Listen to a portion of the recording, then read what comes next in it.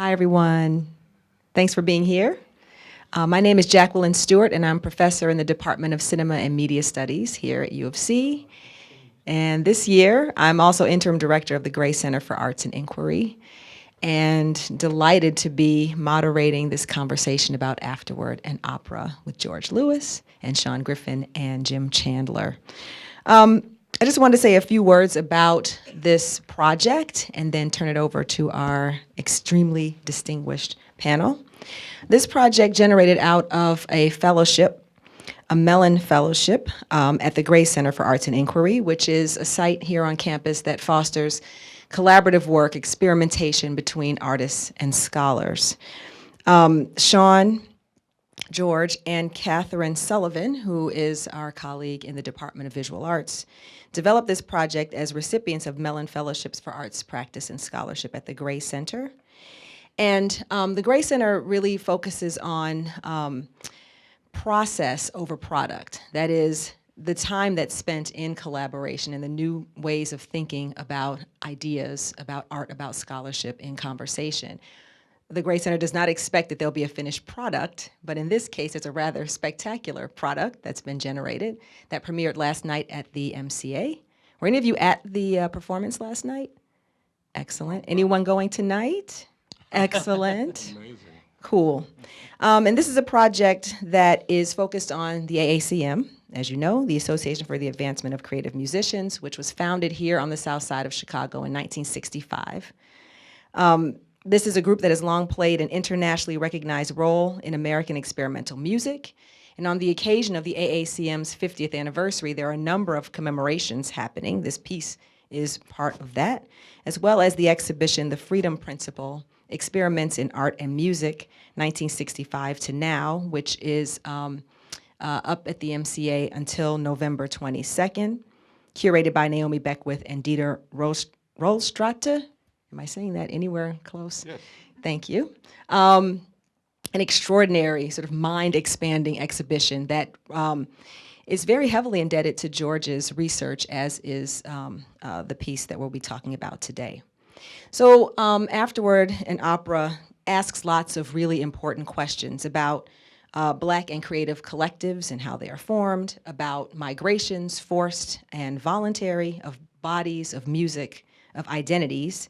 And the piece traces some of this through geographic space, from Africa to Mississippi to Paris to New York to the world, and about the relationships between music and liberation. So George Lewis's work,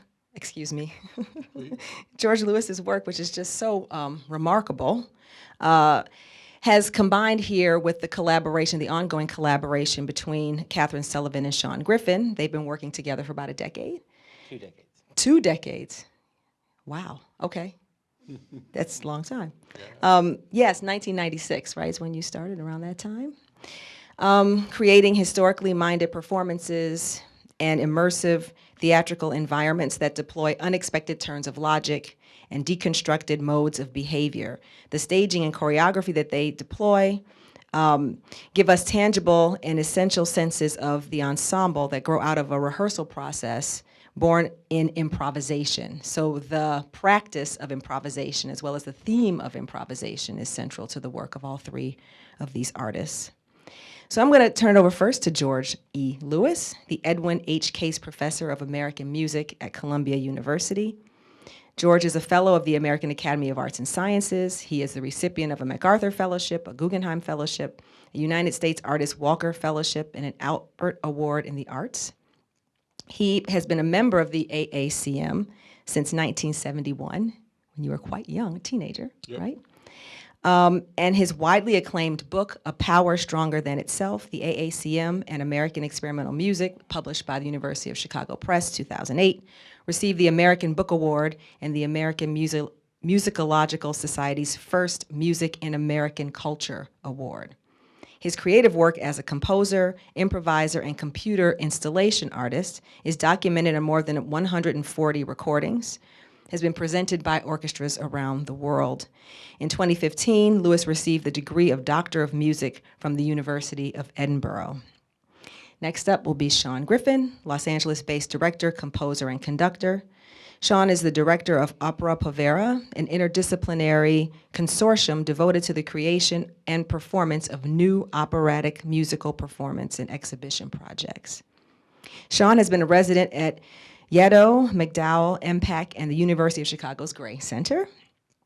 And his performance compositions often feature unique talents of the instrumentalists and performers with whom he collaborates.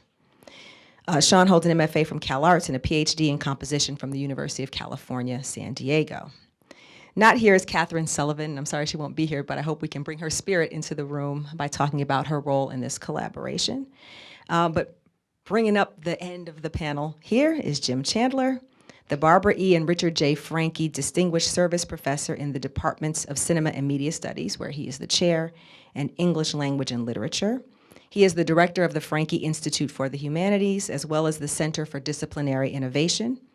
Jim has published widely on literature of the 18th century, since the 18th century, on topics in Irish studies, the Romantic movement, and more recently on cinema, including his extraordinary book, An Archaeology of Sympathy, published by the University of Chicago Press. His current research includes a study of the works of Maria Edgeworth, a prolific Anglo-Irish writer of adult and children's literature, and a forthcoming book, How to Do Criticism. So welcome to you all. Thank you. And George, could you start us off, please? Sure, I'm gonna go over here to this.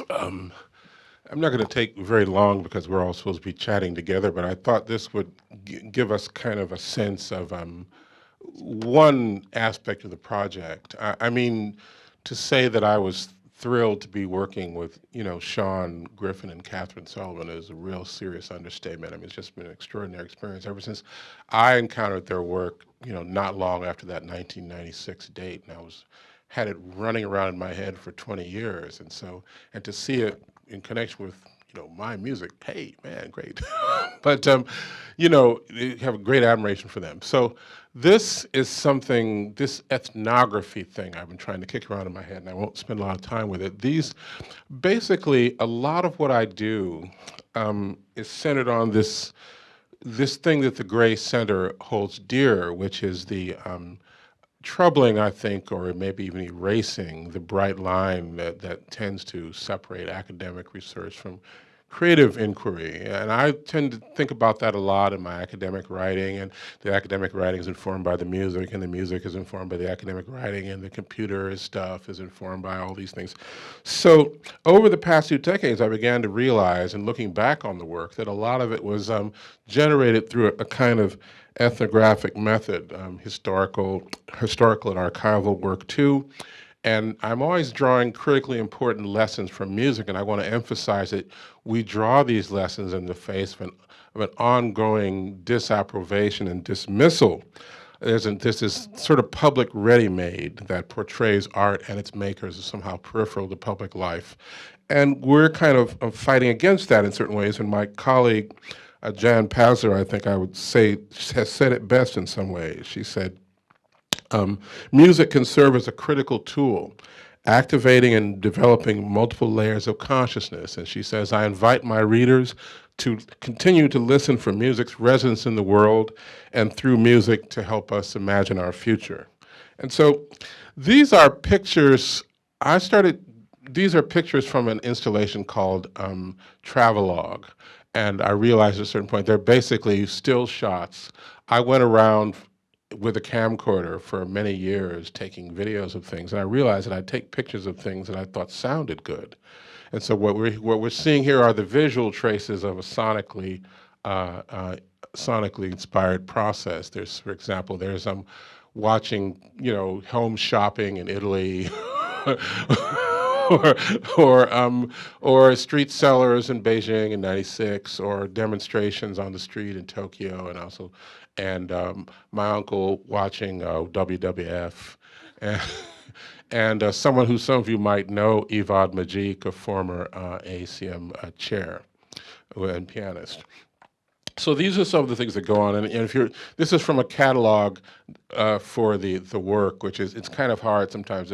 A catalog, the piece is totally sonic, but you have to have something to represent it in the visual world in order to make it go in a catalog. So this is sort of what I came up with. Now, as Jackie said, The opera Afterword is influenced by a power stronger than itself. I drew from various archives of the AACM to develop the libretto. I'm not really a good writer of that kind of thing. And so also the idea behind the work is it really represents a kind of communitarian voice along the lines, let's say, a Toni Morrison would develop. And it also represents a kind of contemporary slave narrative along the lines of research by people like Charles Davis, as it happens, the father of Anthony Davis, the opera composer. And of course, Anthony's work was a great influence on mine. And also Henry Louis Gates. So these two concepts, the slave's narrative, the ethnography, and the idea, and the third idea of the communitarian or community voice sort of animates this. So what I wanted to show you in this brief moment, I'm trying to just give you an overview of what happened. Jackie already talked about the influence of the AACM with people. There's a partial list I made here. Muhal Richard Abrams, one of the co-founders, Phil Coran, another co-founder, Steve McCall, and Jody Christian. That's the four people who they recognize as being the founders. Douglas R. Ewart, Joseph Jarman, Leroy Jenkins, Nicole Mitchell, Martina Roberts, Wadada Leo Smith, and some of the performers tonight, Ann Ward, Coco Elisis, and Kari B. There are people in the AACM in their 20s and there are people in their 80s. So the generational change and shift is very important. And how you manage these kinds of long form elaborations of an idea, well, it's not just one idea. It's like the idea that you have to have a lot of voices and you have to make room for them all, and you have to accept and deal with and really work with the contentions that come out of those processes. So in a way, the book kind of shows that, and also serves as kind of the substrate for the opera. And I'll give you an example, and then I'll move out of the way. This is Eugene Easton, who was one of the original members, who was one of the signatories to the AACM Charter when they first incorporated in 1965, and a saxophonist. And you see the guy with the tie on the right there is coming fresh from his job at the mass marketing department of CNA. Where I wrote insurance brochures. Probably some of you who are old enough, probably you might have received one of these in the mail, in treating you to buy something, whatever. I used to write these things. But anyway, the AACM, as it turned out, recorded a lot of their early meetings for every week, and the AACM was far from a technophilic organization. People like Phil Coran with the Franke phone, Muhal Richard Abrams with his interest in electronic music. If you know Muhal's oeuvre well, you'll find out that almost every recording has at least one track of electronic music, and that goes over the past 25 years. It's rarely remarked upon, but there's always that kind of engagement.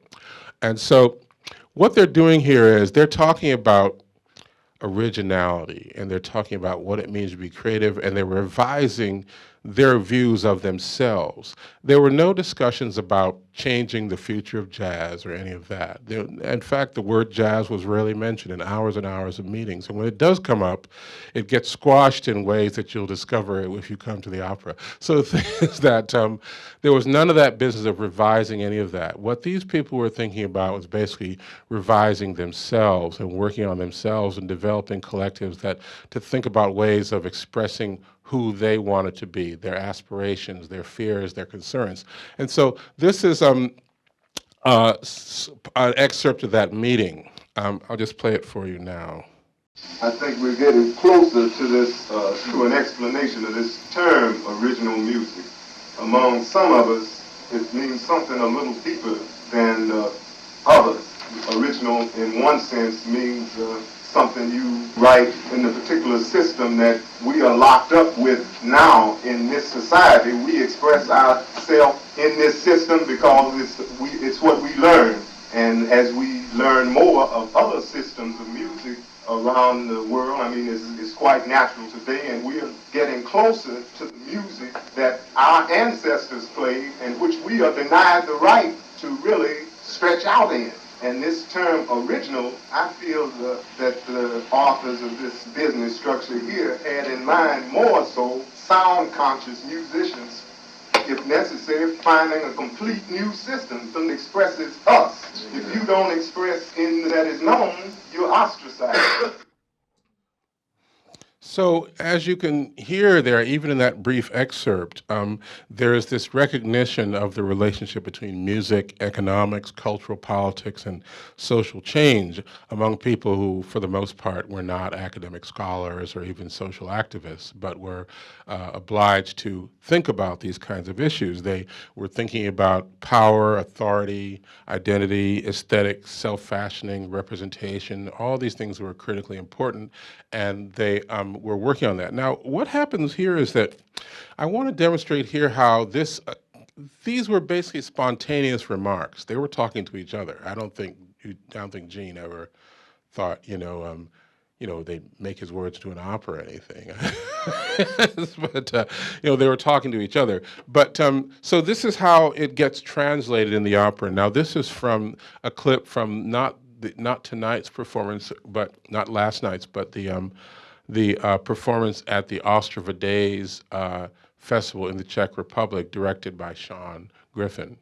And also the set design is by Sean. I can only show you a brief excerpt, but in fact, he made 3 completely different sets on a rotating stage. And Sean's role is quite multiple. He's a composer, he's an academic theorist and scholar, he's a harpist, he's a performance artist, he can conduct, he can direct, he can make sets. I mean, so basically, and so the dovetailing with Catherine Sullivan, who has complementary skills as well as knowing about theater and thinking about really unique ways of moving, ends up being a fruitful and collaborative, fruitful collaboration is sort of amazing. So, but in this case, you see, Sean could tell you more about the specific mix of those talents, but this is basically Sean's directorial outing here. So here we go. This is basically the scene. I should point out that there are no fixed characters in this opera. No one plays Muhaldred Abrams, the school play or something. No one does that. No one plays any specific person. Once again, an expression of the community voice, where we're interested, it's about ideas, it's about testimony, it's about representation. And so we find the characters shift, and they actually, in a sense, could all be one person, having to think about all these issues from different perspectives. Do people even know what original music is? I don't.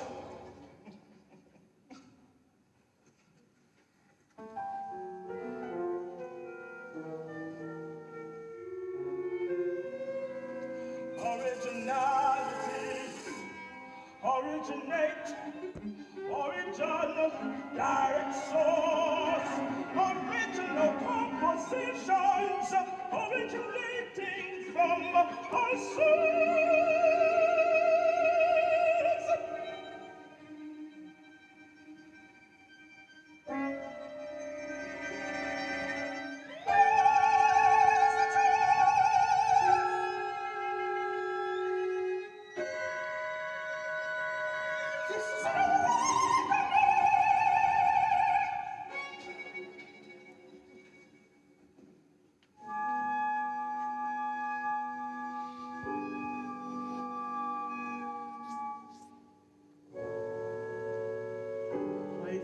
I see it now.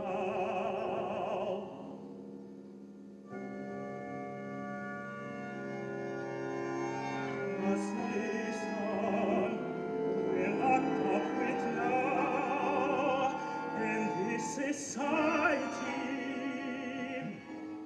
It's what we learn. As we learn more about the systems around the world, we found there is expression on a mortal level. When we had been made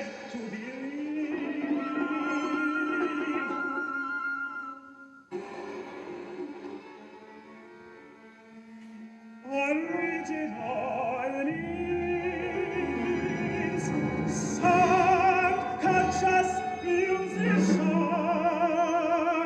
getting closer to the music our ancestors played,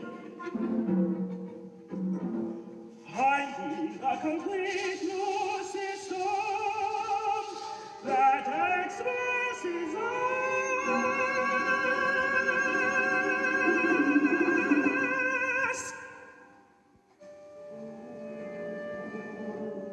We will be wrapped up in this system for the rest of our days, unless we find ourselves as a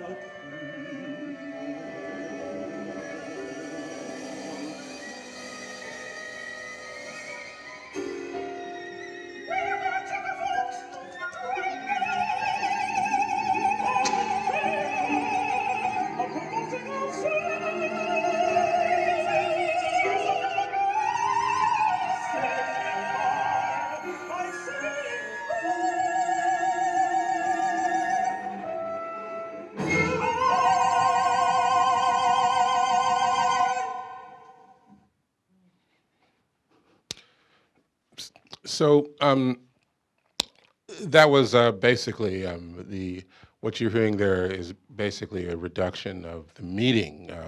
That's basically how the AACM made their rulings. Once they went through the whole Robert's Rules of Order and the stuff they do there, making a motion, having a amendment to the motion, all that stuff, and they'd say, Muhal would then say, okay, where it's moved and seconded so-and-so, signify by saying aye.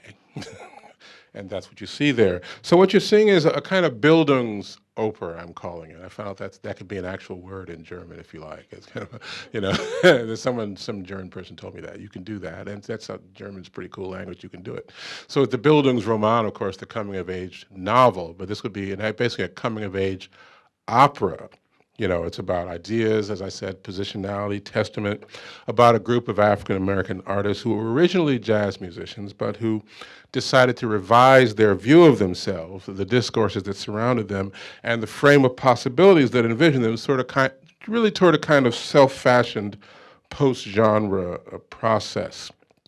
So the idea is basically to combine aesthetic exploration with critical examination of all those multiple and overlapping and fundamentally human motivations that affect all of us. So that's just a part of what goes on there. And so I'd like to turn it over to whoever else would like to talk about this.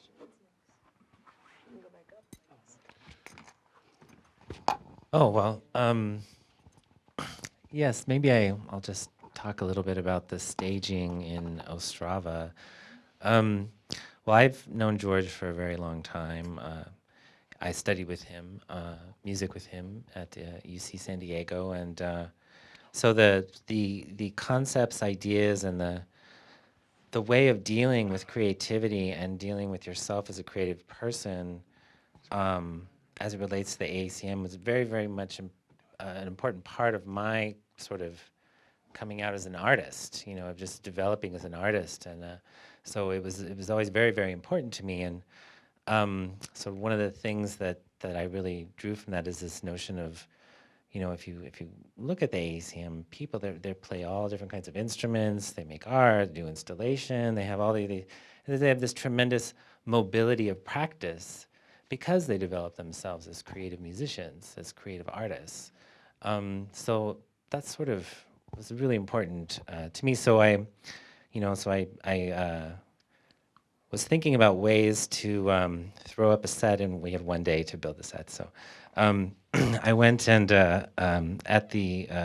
this was at the Moravian Silesian State Theater in Ostrava, and they had warehouses of decades and decades of opera props, and so I just selected tons of them and created a kind of pie chart structure where, and then segregated them. This all happened in the this kind of American apartheid, heavy segregation. All of this happened, and so it's kind of like an allegory for that. All the sets are segregated for the first half of the opera, and by color. And what you see here is this chair structure is kind of like a giant crown that floats down from the sky and crowns the meeting as it starts. And once they form the association, all the lighting is just basically black and white until then. And then once the association is formed for the rest of the opera, it's super saturated with all the colors, all the different hues. And so it was just to create a kind of allegory for the creative process and just transforming the space by means of self-fashioning, like George described. So the process with Catherine also was very challenging to work with this because we always, like George mentioned, generate our work out of improvisation and rehearsal. We go in very little script, usually just a series of numbers, and then come out with all of this stuff. And while this opera does deal with a lot of issues around improvisation, there's not a single pitch of improvisation in the actual opera itself. So it's very fixed, and so the creative process became much more interpretive than generative. And so it was really rich and rewarding in that we worked with these wonderful local people. These singers that you see here are phenomenal Chicago artists who we held open auditions and found some really great people. And so it was just a really wonderful process with that, very challenging. And if you come tonight, you'll see the interpretation is very physical. We don't have any sets or props. We have 3 dancers, and they physicalize the ideas through a process of research and interpretation of that research into physical actions, into positions, relations on stage, different kinds of lighting treatments. Like George said, there aren't really any characters. These people are shifting sentient beings, kind of that move through these ideas, and so so the interpretation is based more on the flow of the music, which a lot of times seems to me to be not accompanying what they're singing, but it's almost like listening into the heads, into the minds of these people who are forming this association. This is like the sound of all these ideas kind of exploding in their head, and this relentless, amazing score that he produced, and it's really different. I think composers who have, like George, who have spent so much of their life improvising, have a different sense of temporality in the way that they compose music. The distribution of energy throughout the piece is much more, how would I say, democratic almost, and that you never, you don't have these kind of inward looking obsessive things. You constantly have this group. Everybody's playing all the time, and nobody ever gets to rest. I think you call it tutti obbligato. This kind of everybody has to play all the time, and so it was a really rich experience in that, and you see that in the performances as well. Everybody's moving all the time. It's just this constant. So there's this tremendous relationship to the physical body. Where there did seem to be some more specificity than you're describing now is in the costuming, and I was wondering if you could say a little bit about that. It seemed to locate particular types, period. Well, another great thing about working with George is that his fingerprints are on everything. I mean, we had to really make sure that we weren't, it's really rich and wonderful and rare opportunity to work with somebody who's writing an opera about something they know so intimately, and you can really not just get things right from a period perspective, because that's not our goal, but to have the concepts right, to have the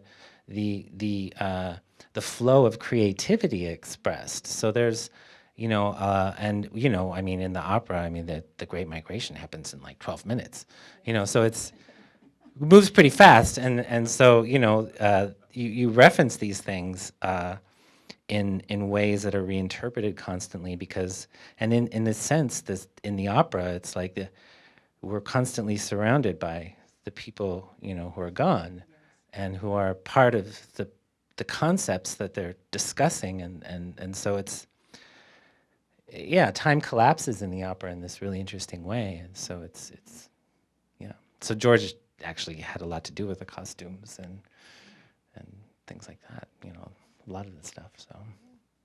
So Jim Chandler, could you come up? And Jim's going to talk a bit about the origins of the piece. My job is to get myself off the stage as quickly as possible so that George can return and he and Sean can discuss at greater length some of what you've seen here in this clip and what some of you saw last night or will see tonight.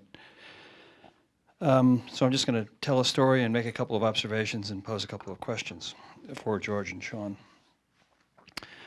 So the story is about George's visits to the Franke Institute over the last 10 years or so. The first time he came was when we had a conference about the AACM, a conference and a concert. It was a tremendous event, and some of the older members who were still living then came, and a lot of the younger members.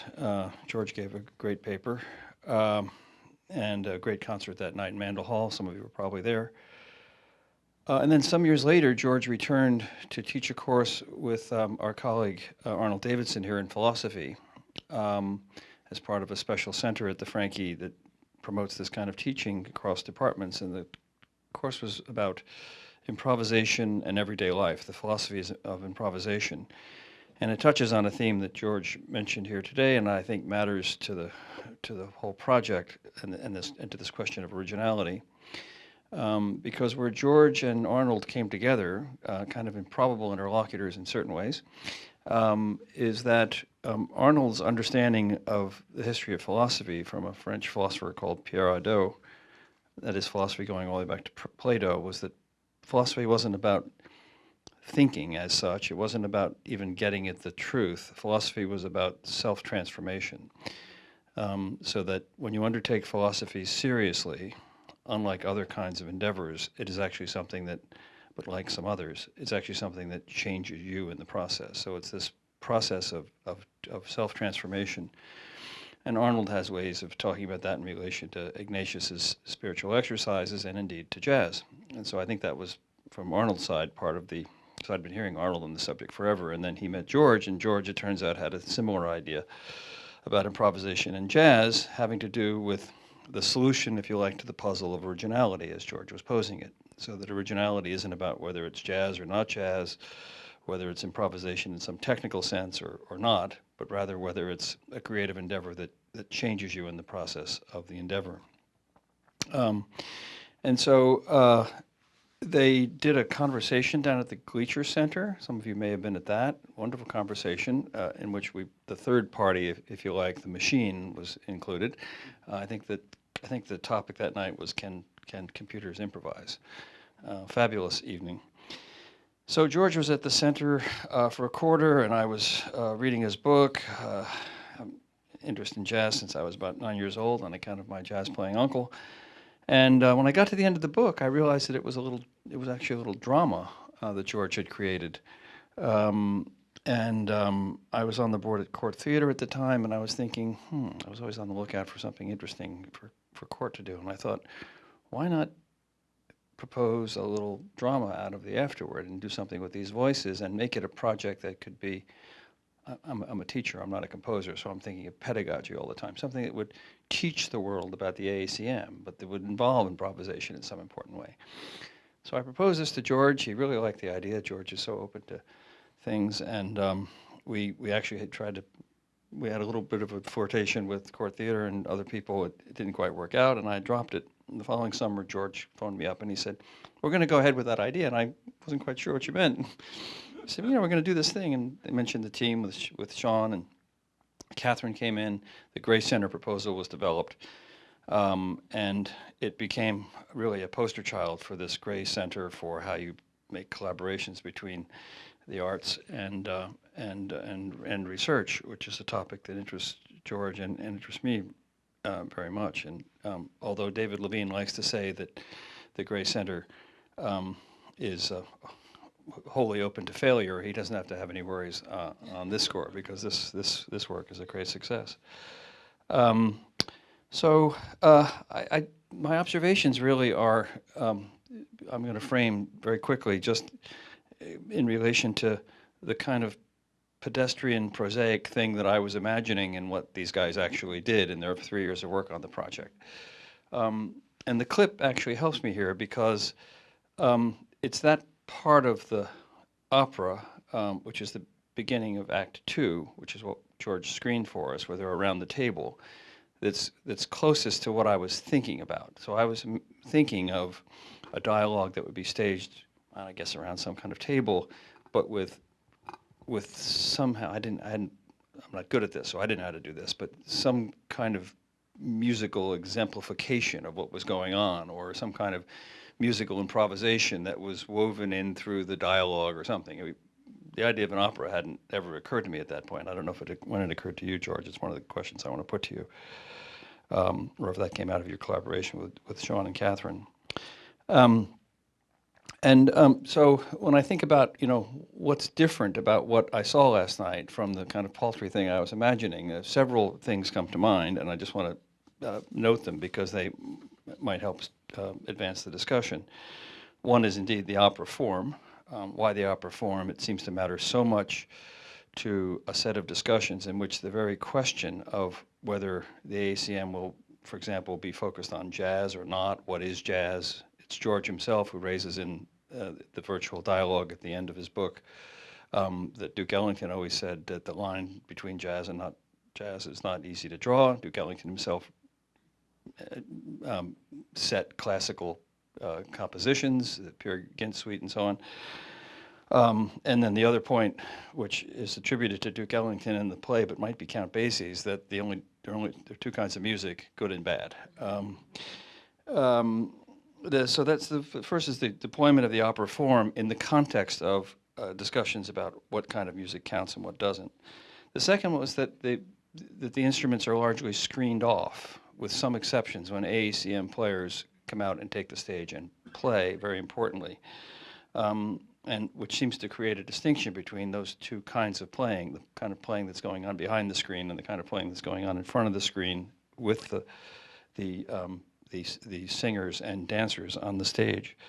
The third is the narrative frame that's given to all this, because in the kind of epic structure of the opera that you'll see or have seen, we don't stay around that table. We get to the table, but we only get to the table halfway through the play.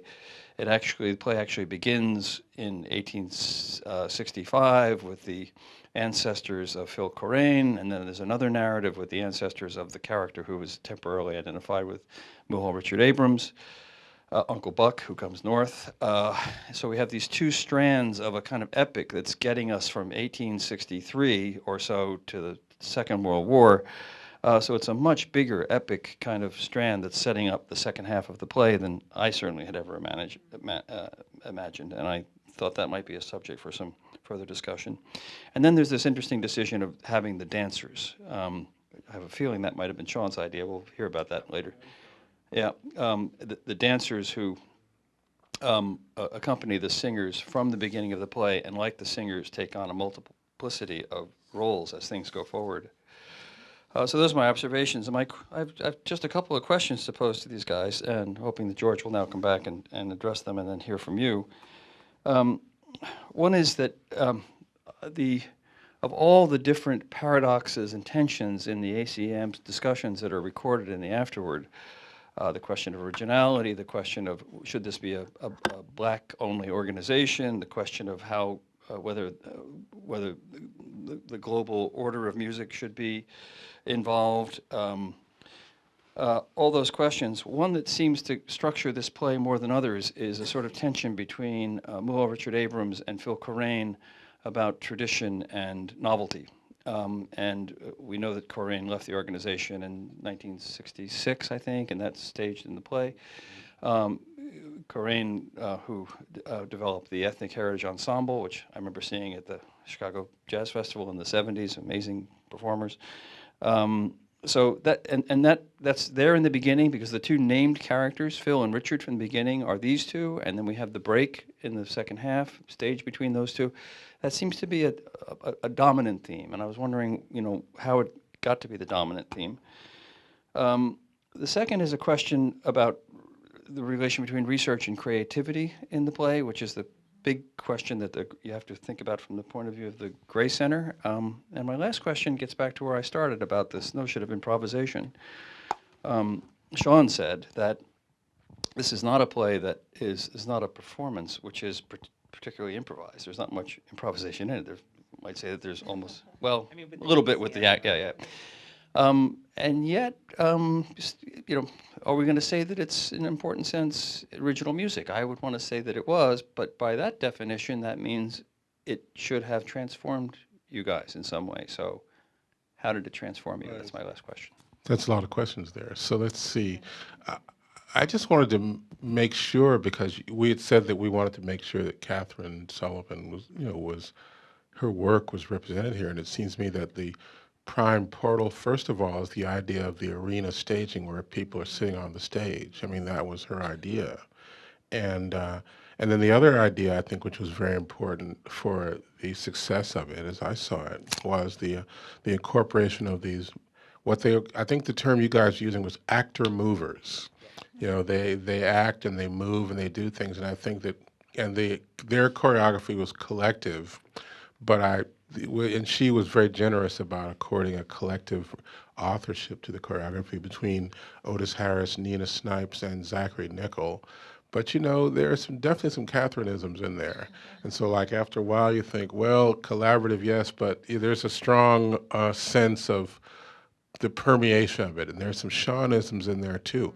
And so, and in my work, I guess there's some Lewisisms. One of the things that you were talking about the music a little bit. I ran across this actually in discussions with various people about the idea of making an opera, and some people were saying, well, how can you make an opera about the AACM? There's so many people involved in it. How would you represent all of the sounds of the AACM? And it reminded me of an old article I read during the research process by Whitney Balliet. He used to write this New York Notes column, and someone apparently told him, well, the sound of the AACM is everybody that's involved in it, but no one's heard that yet, or something like that. And so my response to that was, well, I don't think I can or even want to represent all the sounds in the AACM. I'm an individual, and I'm representing myself, or as Mulholland might put it, I'm Mulholland Richard Abrams, and I'm playing music. And so the next person who writes something about the AACM can represent themselves, or himself or herself. So I think it's very important, because representation is sort of key to what happens here. I think it's even more key than what we were calling, and there is a scene called The Split. And it's not just between two people, and we don't actually, I name a lot of people in the thing, but some of the people who are named are doing things that are actually other people said. If you're not going to be able to, unless you read the whole book, you can, because most of the dialogue is in there, but there's no way for you to say, well, here's this character and there's that. Those things don't exist. It really is an attempt to make everyone talk about the community dialogue rather than to personify anything. I was sort of really against that. So, because in the end, these aren't personal struggles. People who watch that scene with the awakening and Joel taking the wig off, well, that's pretty symbolic. I mean, that comes actually from a part where Phil Coran said, well, we had a song about the wigs. The sisters are taking their wigs off. Ain't gonna be wearing this no more. So what does that mean? Of course, it has obvious resonances for identity and for representation, and so that becomes much more important. It doesn't matter who takes the wig off. The fact is, get it off and get to yourself. So that's something that happened. So I didn't feel the need. Also, one of the youngest AACM members said, well, she liked the fact that there were no kind of period references in the music. There was no attempt to depict anything. Like, it would have been easy at a certain point when a character starts talking about jam sessions to play a little jam session music. Well, that doesn't happen. So it just seemed to take me off the path of actually just producing some interesting music and making sure that it stuck to who I was, because I am representing myself. And so this idea of individualism in the AACM is sort of key to the thing as well. Individualism, that's the dirty word, right? We don't want to be individuals, that sort of thing. We're all individuals here. I'm not, that sort of thing. We don't want that. That's a nasty thing to be. But in fact, the way that Muhal and other people were talking about it, and it's influenced by two kind of self-realization people. One would be Abraham Maslow, which was in their era, and the other one was Paramahansa Yogananda. So there are two, and somehow they managed to marry these two ideas about self-realization into this composite. You always heard about self-realization from these people all the time, and it was all connected with the idea of coming into your own, being who you were, not accepting outside prescriptions or restrictions, the very things that people do to throw off oppression. Yeah. The first thing you got to do is you got to throw off the oppression. You got to cancel the self-censor. Yeah. So all of that is connected with it. I just wanted to ask you about the degree to which the opera form allowed you to do this kind of work in terms of melding voices or decentralizing some of the figures, historical figures, or did it what challenges did the opera form present for that, opportunities and challenges? It's interesting because I think some people who aren't used to opera, and it does have a sonic and historical provenance that's quite strongly typed, and so, but I find that becomes kind of a neutral ground, almost like a white canvas that you can paint on to do things, and so what happens when you try to put things inside it and to make it into a kind of a pastiche, and it's not really your work, but you're sort of drawing on it or depicting. And there are subtle moments of depiction in there, at some point. A guy says, oh, I have to see what's going on, Or there's somebody who says, we thought of all the things we are, or whatever. But actually, someone actually said that, we thought of... but they weren't thinking of it in terms of a song. So there are little moments like that, but I kind of felt that for the purposes of sticking to the task at hand and placing everyone on a kind of a similar ground, this form, well, it's not a form, really, it's a practice. And so there's not a single form, and so there was a lot of freedom with form. Things that you can't do in orchestral music or chamber music, you can do, and things you can't do by getting up on stage and playing, and I feel I know all about that. There's some things you can't do in those forms, and so I felt that opera was another thing to get into, along with computer installations, along with academic writing.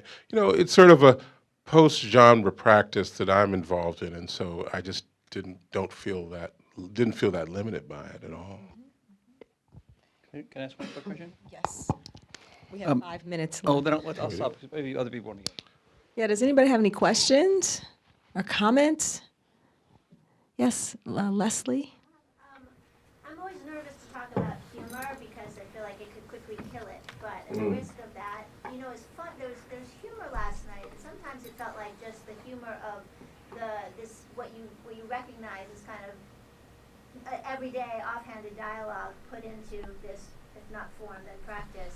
And I guess I'm just wondering where chance and accident were in that for you, where there's something more deliberate going on, what your sense of humor is inside of this. Yours too, Sean, if you want to speak to it. I always like to quote Laurie Anderson, and when it comes to because very often in a lot of the work that I do, especially with Catherine, there's this nervous laughter comes up all the time. It has to do, I think, with the deeply physical nature of the work, but what she said was, I trust laughter. And so I do believe that it's a signal of engagement, and on some level, much more than silence. And certainly it's not so serious. I mean, there are funny moments in the opera. There are, and it really comes from I think, yeah, just the embodied structures playing out, and part of the body is just includes that, you know.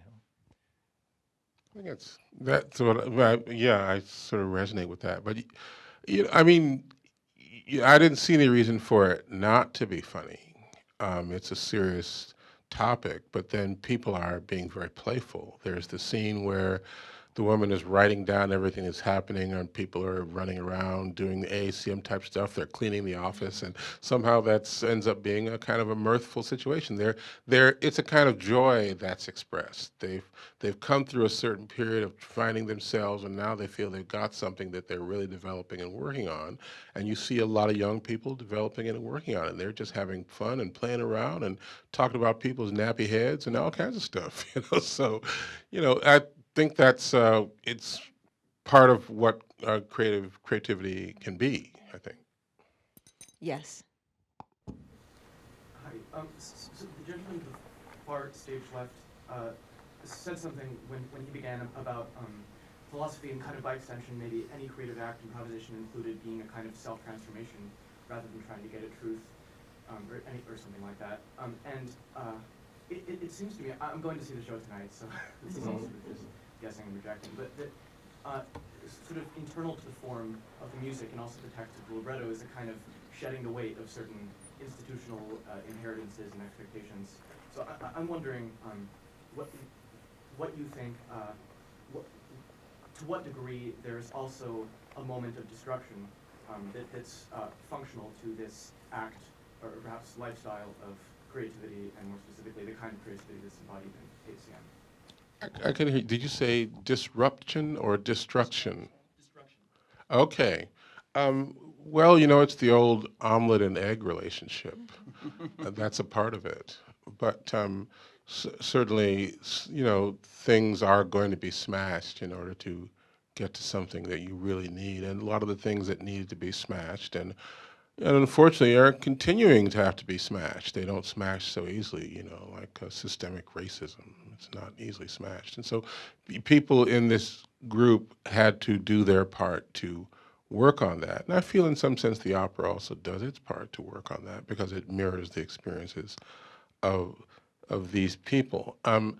I think that what Jim said, the approach that Arnold took to Pierre Ardot, actually, I did find in my earlier life that engaging with philosophy was a particularly transformative experience, and it wasn't just me, because in fact the people I got the idea from were Muhal and Phil, who had genealogy of morals sitting around in their library and said, "Oh yeah, you can borrow this," So that was my actual introduction to philosophy, and so continues to guide me, and the idea of it being being a way of transforming oneself is not alien to me at all. So when I heard about, when Arnold told me about the work of Ardot, I said, well, this is natural for us.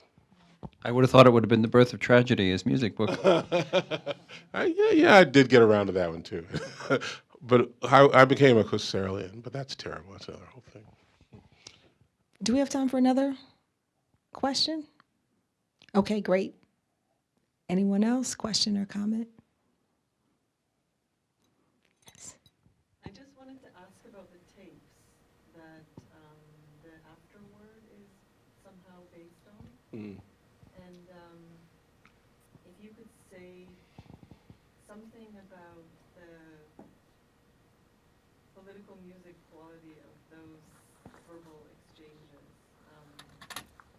I don't know if there is a political music quality of those verbal exchanges, but it strikes me that musicians sitting around and planning are also not putting their musical ears or ways to bed in order to have that conversation. So I'm sort of curious about the quality of them, and because you've obviously studied them carefully and they seem fascinating. We heard some of that in the example you gave, the musicality of that. Well, it was very scary. I mean, I did a lot of this research at the Civitella Ranieri place, this residency in Umbria, in Italy, and I'm sitting in this castle, and I put on the headphones, and I'm listening to these tapes, and I'm hearing people I know, along with people I don't know, Their voices sound a little lighter, they're a little younger, but I recognize them clearly. And they're doing the same things they did in the AACM meetings. You know, some stuff was like brilliant, some stuff was clueless, obstinate, you named it. And you know, I would just start raising my hand, but I realized, nope, I'm not there. This is 1965. So, but what you find is that their practice of improvisation, I feel, uniquely positioned them to analyze the situations they were in. I mean, there's a famous quote from Max Roach. He says, "Our music is the kind of music where it makes us think we have to do something about our situation." In other words, the analysis of conditions, dealing with indeterminacy, but also asserting agency, and then having to make a choice. And this is what improvisation is all about, whether it's in music or any other artistic or non-arts endeavor. And those four things, I think, agency, indeterminacy, choice, analysis of conditions, that sort of sums it up for me. I really haven't found much else. So the thing is that, and that applies to listening as well, which those are the very things you have to do when you listen. You don't know it's coming in, but you try to make choices, you try to make decisions. So when you think about it in that way, if you've got a room full of people who know how to do this at a very high level, and they have been paying attention not just to the sounds of music, but to how personalities, goals, aspirations, ideologies get expressed through sound. And they're very adept at reading those kinds of signs. And people do it every day. And you see it right on the stage in our performance with the AACM musicians. And it's a skill that's, I think, is something that we all know something about because we're all improvisers in our everyday life. That doesn't mean we're artists. We're not talking about art here. We're talking about, you know, human experience as being something that crucially involves these kinds of facilities, which you can build, you can develop, you can grow a sense of what goes on there. It's to get to the stage where you can you can sit in a concert and watch people play it. It's just like you're there and you know, and someone sends a signal which means they want some sort of action to occur, and you can read that. You don't have to just sit back and say, "Oh, well, I'm listening to the sounds and the sounds are cool." No, there's a lot of, it's just like, you know, carrier waves, right? There's a lot, the sound is a carrier for all these other actions. And so that's why I'm saying, then you're right. I think you're right to say that this is something that these people had equipped themselves to do, and they were using these facilities to read the politics of their era and refract that through the music. Yeah, just one short thing. I haven't seen the production, wish I could. But this set that you have here, you say there's no set at the MCA? Well, there is a set, but it's constructed from the bodies. It's an emergent set. The body's constructed. Now, but this physical set here that you use in this production, is it stored somewhere? Is it going to be reused? It's what they use. They have warehouses of props and chairs for all the operas they constantly produce, and so it just went back into their storage for other operas. I mean, there's pieces from probably 80 different operas in this that is just big piles of stuff. Same with the costumes? I mean, with the costumes? Well, the costumes are a little different, but I was going to point out that these kinds of sets are really congruent with the kind of assemblage aesthetic of people like Noah Purifoy, David Hammonds, Betty Saar, and others. And Sean, being a Californian, he knows about that kind of stuff very well. And and you see that sort of aesthetic of improvisation embedded in the sets. And now, as for the logistics of the costumes, I mean, some of them will be reused, and it would be great to be able to like have sets that you could carry with you and so on. And in a world in which we were funded at the level we deserve, hey, anything's possible. So what are the next stages of the project? Where does it go from here? We have a performance next month at the Huddersfield New Music Festival in England, and what else, George? After that, well, people are expressing interest. People like this thing. It's kind of surprising. I mean, like, well, you know, you think about it. I mean, it's like what Jim said. He's talking to me. I'm like, what? This is just an academic book. You're talking about a play. You're kidding me. But so it turned out that he was right and I was wrong, and thank goodness I was able to pay attention. I knew what you could do with it. Well, thanks for the work, and thanks for discussing it with us today. Thanks Thank to you. you. Thank Thanks you to very much.